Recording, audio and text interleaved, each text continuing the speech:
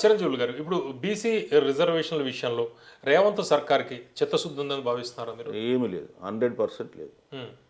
ఎందుకంటే వాళ్ళు ఎంత చెప్పుకున్నా మేము ఎందుకు లేదు అనే విషయం మీకు నేను తెలియజేస్తాను. మొట్టమొదట ఏందంటే వీళ్ళు కాంగ్రెస్ పార్టీ అధికారంలోకి రావడానికి కామారెడ్డి డిక్లరేషన్‌లో మేము అధికారంలోకి వచ్చిన 6 నెలల లోపల 42% రిజర్వేషన్లు, విద్యా ఉద్యోగాలు స్థానిక సంస్థల్లో చట్టబద్ధంగా కల్పిస్తామని చెప్పిండ్రు. ఓకే. వాళ్ళొచ్చిండ్రు సరే అధికారంలోకి డిసెంబర్‌లో ప్రమాణ స్వీకారం చేశారు 2023లో. ఫిబ్రవరిలో కులగణన చేస్తామని చెప్పేసి ఒక అసెంబ్లీ తీర్మానం చేసినారు. ఆ తర్వాత మార్చిలో జీవో ఇచ్చినారు. ఆ తర్వాత మర్చిపోయినారు. మళ్ళీ ఏం చేసినారు వీళ్ళు జూలై, ఆగస్టులో అసెం మన ఓటర్ లిస్టుల ఆధారంగా బీసీలను గుర్తించి ఎన్నికలు నిర్వహిద్దామని ప్రయత్నం చేశారు. సో అప్పటికి వాళ్ళు కులగణన మాట మర్చిపోయిండ్రు, 42% మర్చిపోయిండ్రు. అప్పుడు బీసీలందరూ సంఘాలుగా ఏర్పడి వాళ్ళు కొంత పోరాటం చేస్తే తప్పనిసరి పరిస్థితుల్లో దిగి వచ్చి అక్టోబర్లో కులగణన చేస్తామని జీవో ఇచ్చి నవంబర్లో చేశారు. సరే చేసిన దాని రిపోర్ట్ కూడా ఈరోజు కూడా పబ్లిసైజ్ చేయలే ఒకటి. ఆ తర్వాత అనేక సంఘాలు మేము కూడా అందులో పాల్గొని రిపోర్ట్స్లో తప్పులు ఉన్నాయని చెప్పినాక మళ్ళీ రెండోసారి కూడా కులగణన చేసినారు. సరే వీళ్ళు ఏం చేసినారు మళ్ళీ 9వ షెడ్యూల్లో పెట్టడానికి మార్చిలో 2 బిల్లులు పెట్టారు 42%. కేంద్రానికి పంపించేశారు. నామమాత్రంగా ఢిల్లీలో దగ్గర జంతర్ మంతర్ దగ్గర ధర్నా చేసి వదిలేశారు.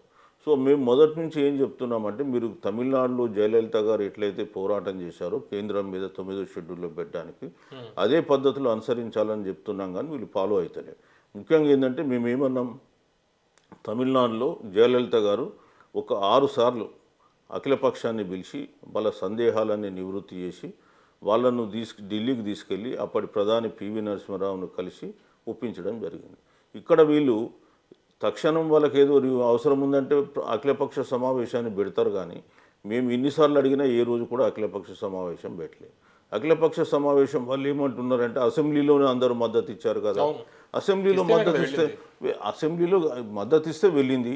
అసెంబ్లీ బయట బీజేపీ ఏం మాట్లాడుతుంది ముస్లింల విషయంలో అవి వాళ్ళు మాట్లాడుతారు కానీ అఖిలపక్షం పెడితే అది క్లారిటీ ఇవ్వచ్చు కదా.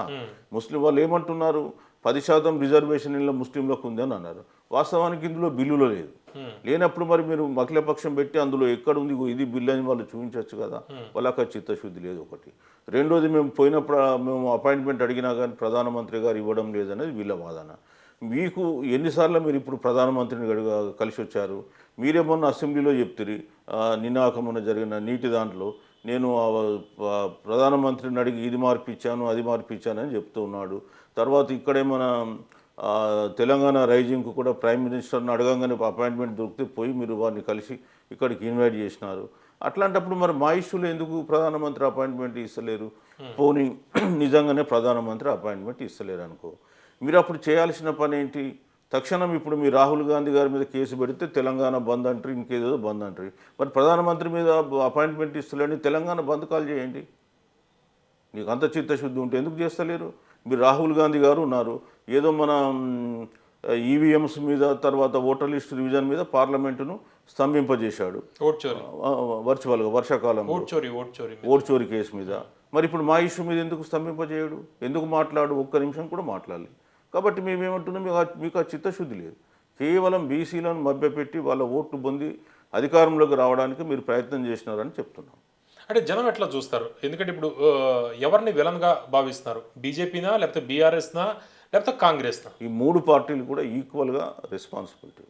ఇవాళ బీజేపీ కేంద్రంలో ఉంది, వాళ్ళు అడగకుండానే ఈడబ్ల్యూఎస్ ఇచ్చింది. ఎవరు చేశారండి ధర్నాలు ఈడబ్ల్యూఎస్ కొరకు? ఈడబ్ల్యూఎస్ రిజర్వేషన్ల గురించి మాట్లాడితే మీరు 1992లో ఇందిరా సాహ్ని కేసు అప్పుడు పివి నరసింహారావు గారు ప్రధానమంత్రి. 90లో బీపీ సింగ్ గారు ఈ మండల్ కమిషన్ రిపోర్టు బయటకు తీసి 27% రిజర్వేషన్ ఉద్యోగాలలో అమలు చేసినప్పుడు ఇందిరా సాహ్ని కేసు సుప్రీంకోర్టుకు పోయింది. ఆ జడ్జిమెంట్ రాకన్నా మొదలే ఈయన మనసు ఆగలే. ఆధిపత్య కులాలకు అగ్ర కులాలకు కూడా నేను రిజర్వేషన్ ఇవ్వాలని టకీమని 10% ఎకనామికల్లీ బ్యాక్వర్డ్ క్లాసెస్ అని ఒక జీవో ఇచ్చాడు రిజర్వేషన్. అది కూడా ఛాలెంజ్ అయింది. ఆ ఇందిరా సాహ్ని కేసులో విన్నటువంటి 9 మంది జడ్జిలలో 8 మంది జడ్జిలు ఆర్థికపరమైన రిజర్వేషన్లు రాజ్యాంగపరంగా ఇవ్వడానికి వీల్లేదని కొట్టేసింది. కొట్టేసిన తర్వాత మళ్ళీ 2005లో మన్మోహన్ సింగ్ ఒక మేజర్ సిన్హా కమిషన్ ఇస్తే ఆ కమిషన్ కూడా స్టడీ చేసి 10% ఈడబ్ల్యూఎస్ రిజర్వేషన్ ఇవ్వమని చెప్పలే. కానీ ఆ కమిషన్ రిపోర్ట్ బేస్ చేసుకొని 2019లో ఎవరు అడగకన్నా మొదలే జనవరి 7th రోజు క్యాబినెట్ డెసిషన్, 8th రోజు లోక్సభ పాసు, 9 రోజు రాజ్యసభ పాసు, 12 రోజు రాష్ట్రపతి ఆమోదం, 14 నుంచి దేశవ్యాప్తంగా అమలు. అవును. మరి అట్లాంటప్పుడు మా బిల్లులు మీకు ఎందుకు అడ్డం వస్తున్నాయి? నీకు రాజ్యాంగాన్ని సవరించి 103వ రాజ్యాంగ సవరణ చేసి ఈడబ్ల్యూఎస్ తెస్తావు, మాకేమో బీసీలోకి వచ్చేస్తే నీకు ఇవ్వడానికి 9th షెడ్యూల్లో పెట్టడానికి నీకు ఇష్టం లేదు. ఓకే, ఈ రేవంత్ సర్కార్ జీవో కూడా తీసుకొచ్చింది కదా, అంటే ఇక్కడ ఆ జీవో చెల్లని జీవో అనేది మా అందరికీ తెలుసు. మేము మొదటి నుంచి కూడా జీవో చెల్లదని చెప్పినాం ప్రభుత్వానికి.